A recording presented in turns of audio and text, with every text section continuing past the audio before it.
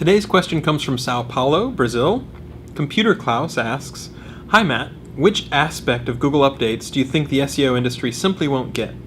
Where do you see many SEOs spending too much energy on when they could be taking care of other things?" Okay, fantastic question. In fact, two really good questions, so I'll take them each in turn.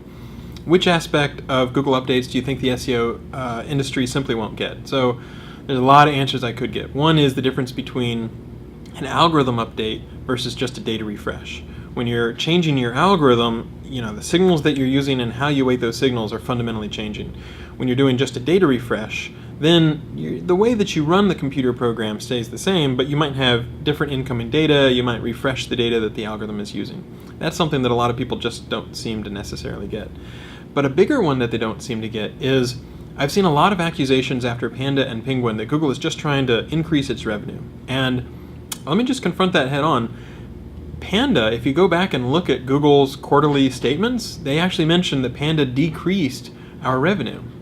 So a lot of people have this conspiracy theory that Google is like, oh, they're making these changes to make more money. And not only do we not think that way in the search quality team, we're more than happy to make changes which are better for the long-term loyalty of our users, the user experience, and all that sort of stuff. And then if that's a short-term revenue hit, then that might be okay, right? Because people are going to be coming back to Google long-term. So a lot of people, it's a regular conspiracy theory. Google did this ranking change because they want people to buy more ads. And that's certainly not the case with Panda. It's certainly not the case with Penguin. And so it's kind of funny to see that as a meme within the industry. And it's just something that I wanted to debunk that misconception. Panda and Penguin, we just went ahead and made those changes, and we're not going to worry about whether we lose money, we make money, whatever. We just want to return the best users results we can. And the mental model you should have is we want to have the long-term loyalty of our users. We don't want to lock users in, so we have data liberation. People can always get their own data back out of Google. And if we just choose short-term revenue, that might make some money in the short term, but historically we've had the long-term view. If you make users happy, they'll come back, they'll do more searches, they'll like Google, they'll trust Google more. And that, in our opinion, is worth more than just some short-term sort of revenue. So if you look at the history of the decisions that Google has made, I think you see that over and over again, and Panda and Penguin are no exception to that. Great question. So the other question is, where do you see many SEOs spending too much energy on, or where do you see the SEOs spending too much time or energy when they could be taking care of other things? So I think a good proxy for that is link building. A lot of people think about how do I build more links, and they don't think about the grander global picture of how do I make something compelling, and then how do I make sure that I market it well.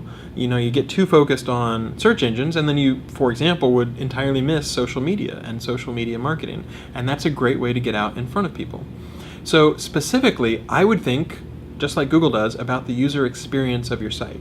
What makes it compelling, what makes it interesting, what makes it fun.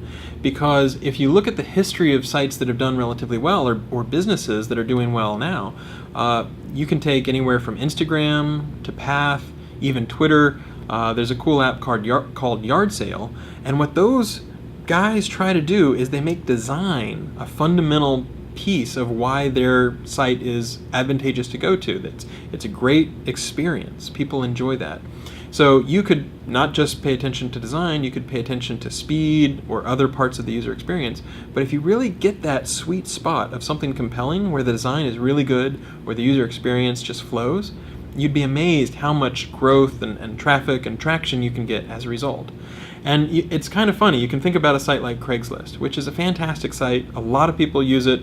It's been around forever, and a lot of people find it incredibly useful.